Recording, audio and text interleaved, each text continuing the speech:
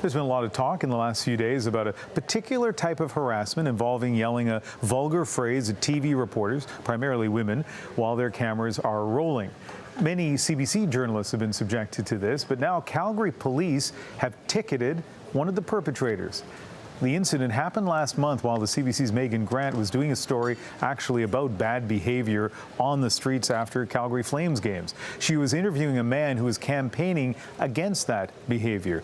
Here's what happened. Take a look. That's not the spirit of hockey celebrations for me. For me, the Red Mile should be a place where you're coming out, you're giving high fives, you're screaming, "Go Flames, go."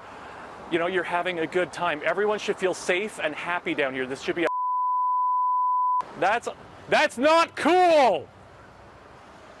That's the type of garbage that's not my Flames. That's not my city.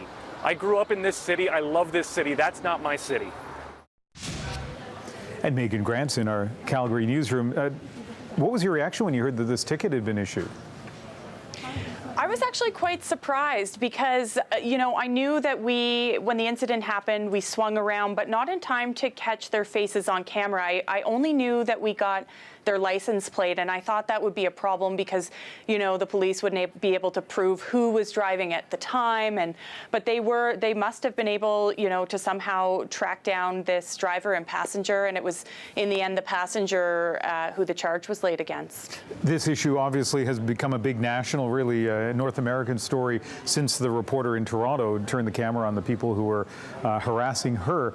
But we should point out the Calgary police took your situation very seriously. This is weeks ago.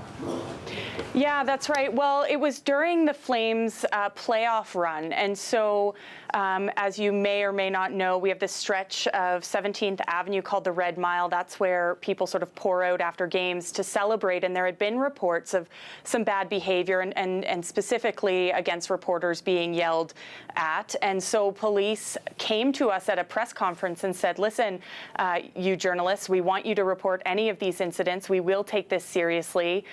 We have a number of avenues we can go with this, and so that's why, you know, after it happened, it was maybe only a day after they had asked us specifically to tell them about this, so, you know, made it easy to report. And the police have spoken to you about the person that they issued the ticket to, and what have they told you?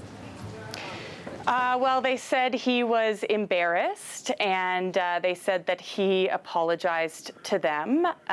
They said he was not what you might expect somebody to typically, not how you might expect somebody to typically behave, somebody who's participated in yelling these types of things. So, you know, that was kind of nice to hear that he was embarrassed and apologetic. And, you know, in the end, he's not facing a criminal charge. He's facing a fine. So, you know, it seems appropriate. Yeah, sure does. Thank you very much, Megan. It's a great story. You're welcome.